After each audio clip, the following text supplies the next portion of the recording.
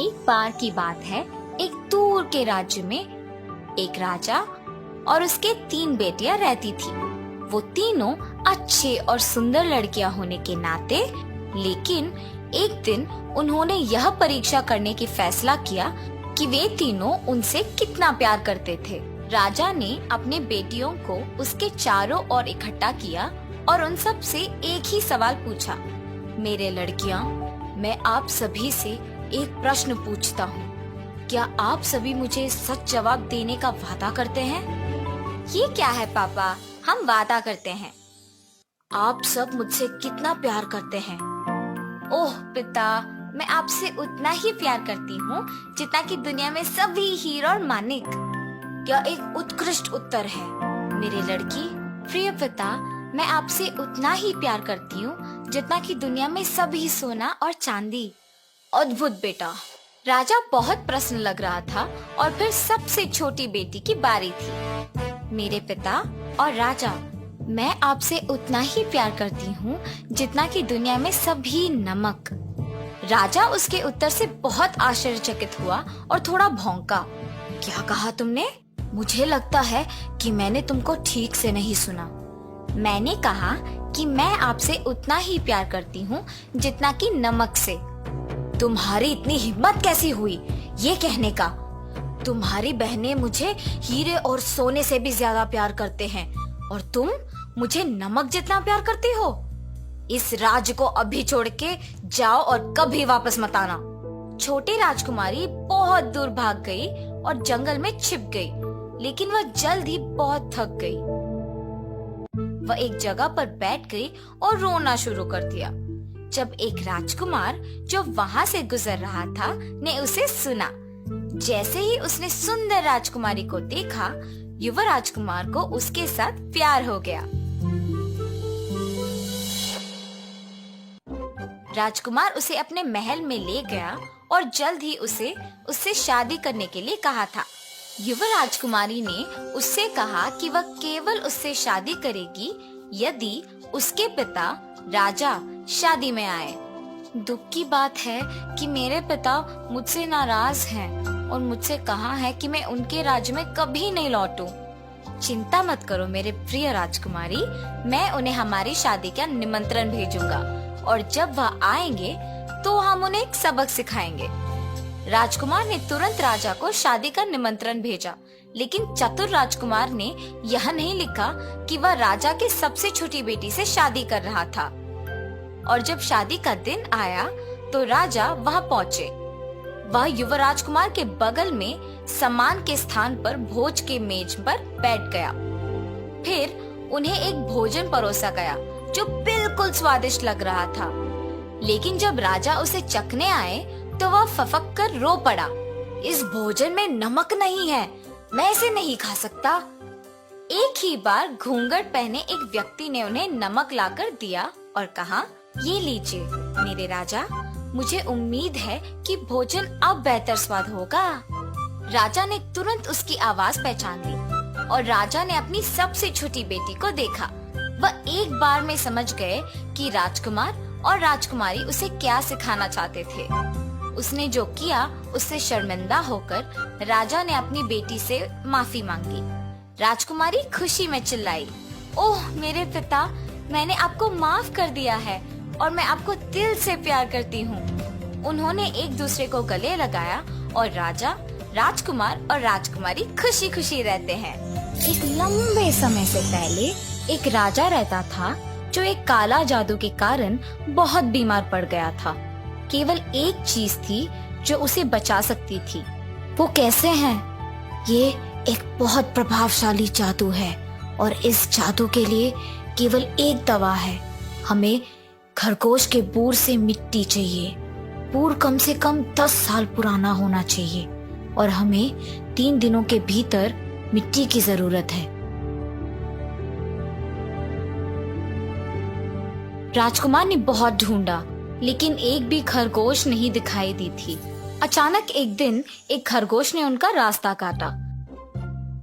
राजकुमार ने अपने घोड़े को छलांग लगा दिया और वह खरगोश के पीछे भाग गए और जल्द ही एक गुफा में प्रवेश किया जहाँ एक दुष्ट राक्षस रहता था।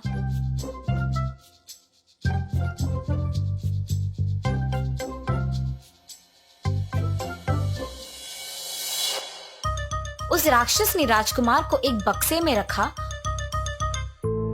और वहाँ 2 दिन और 2 रातों तक रुका। दूसरी रात को बक्सा अचानक खुल गया और राजकुमार को बहुत देर बाद रोशनी दिखने पर अजीब लगा। बाहर आने पर उसने एक युवती को देखा।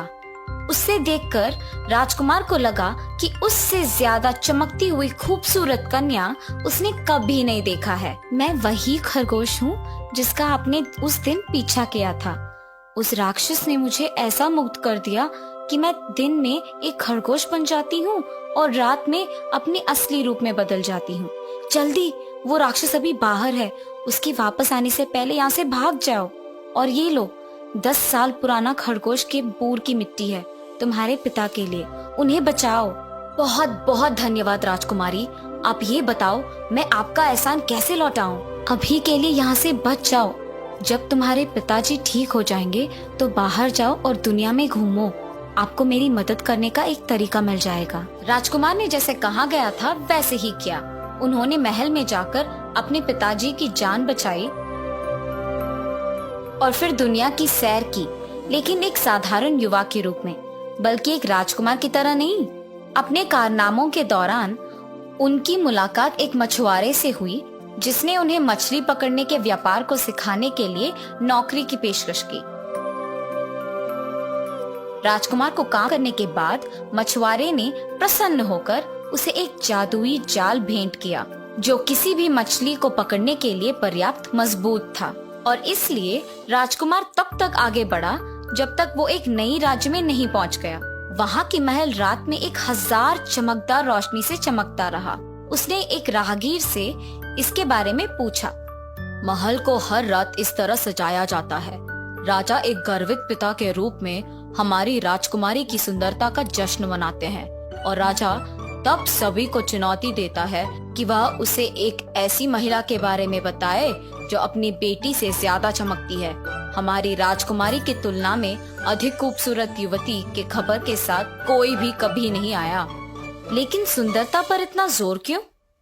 ये सिर्फ एक पिता का गौरव है। हमारी राजकुमारी सभी प्रकार के खेल और कलाओं से अच्छी तरह परिचित है, लेकिन वह चुपके से चाहती है कि कोई ऐसी महिला मिले जो उससे ज्यादा चमकती हो, ताकि उसके पिता इन सभी समारोहों को समाप्त कर देंगे।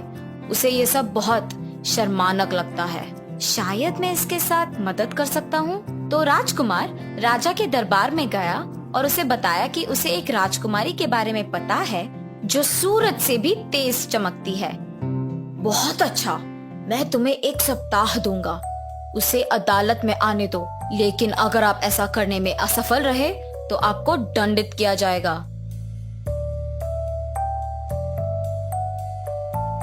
इसीलिए राजकुमार अपने राज्य में वापस चला गया और जंगल में गया और उसने उस राक्षस की गुफा की तरफ अपना रास्ता खोज लिया। लेकिन बहुत कोशिश करने के बावजूद उसे उस गुफा के लिए एक प्रवेश द्वार नहीं मिल रहा था, क्योंकि वह चारों ओर से पानी भर गया था और इसके माध्यम से प्राप्त करना असंभव था। राजकुमार ने पानी में डुबकी लगाने की फैसला किया जब उसे किसी का आवाज सुनाई दिया। राजकुमार, रुको, मैं राजकुमारी की परी माँ हूँ। राजकुमारी ने मुझे तुम्हारे बारे में बताया। जब उसने आपको बाहर जाने दिया तब उस राक्षस को उस पर इतना गुस्सा आया कि उसने उसे उसी बक्से में बंद कर दिया जिसमें वो आपको कैद कर चुका था, और वह एक खरगोश होने के कारण उस गुफा से बाहर नहीं आ सकती है, क्योंकि वह उसके चारों ओर इतना बात पैदा किया, इसीलिए उसे उस बक्से में ही रहना होगा। उस राक्षस ने गुफा को जंगली मच्छी के द्वारा संरक्षित किया है। मुझे राजकुमारी के खरगोश के रूप से बनाए हुए रास्ते से पता है कि उस गुफा में कैसे जाना है, लेकिन हम उसी तरह बाहर नहीं आ सकते। चिंता मत करो, बस गुफा के अंदर जाओ और राजकुमारी की तरह उस बक्से में घुस जाओ। बक्सा लकड़ी का है, इसलिए ये तैरता रहेगा। मैं एक मजबूत तैरक हूँ, इसीलिए मैं आपको बाहर निकलने में सक्षम हूँ। साथ ही मेरे पास मछली पकड़ने के लिए एक जादुई जाल है। कुछ समय के भीतर राजकुमार ने राजकुमारी को बचा लिया था और वो खुश थी। ओह राजकुमार, तुमने मुझे बचा लिया, धन्यवाद। राजकुमारी, एक एहसान है जो मुझे आपसे पूछना है। राजकुमार ने तब राजकुमारी और उसके परी माँ को राजा और उसके बेटे के बारे में सब बताया। मैं राजकुमार को समझती हूँ और निश्चित रूप से मैं आपका साथ दूंगी। ये अच्छा है कि राजा रात में उत्सव मनाता है। मैं उस समय अपने मानव रूप में बदल जाऊंगी। परंतु इस राक्षस के आप पर किए जादू हमेशा के लिए कैसे टूट सकता है? अगर मैं सोने के धुंध के बीच में से चलूं, तो ये टूट सकता है। इसीलिए उन्होंने राज्य की यात्रा की और जब वे महल पहुँचे तो राजकुमार ने खरगोश रूप में रही राजकुमारी को बक्से में जाने के लिए कहा। फिर वो बक्सा को राजा के पास लेके गया। महाराज, चमकती हुई राजकुमारी इस बक्से में है।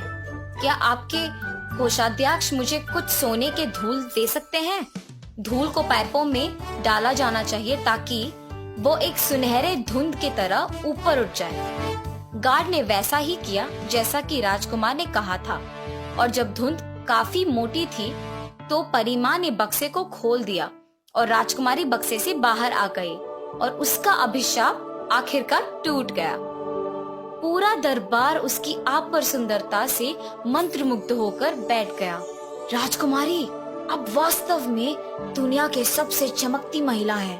देखिए पिताजी, अब कृपया मेरी सुंदरता के बारे में सबको बताना बंद करें। मुझे शर्मिंदा करने की इस दैनिक उत्सव को छोड़ दें। मैं केवल सुंदरता से बहुत अधिक के लिए खड़ा होती हूँ। मुझे बहुत अच्छा लगा मेरे प्रिय मछुआरे, या मैं कहूँ राजकुमार, आपने अच्छा किया। महाराजा ने राजकुमारी के लिए राजकुमार के राज्य में वापस जाने की व्यवस्था की, जहाँ से वे शादीशुदा थे और बाद में खुशी से रहते थे। और राजा ने सीखा कि सुंदरता ही सब कुछ नहीं है।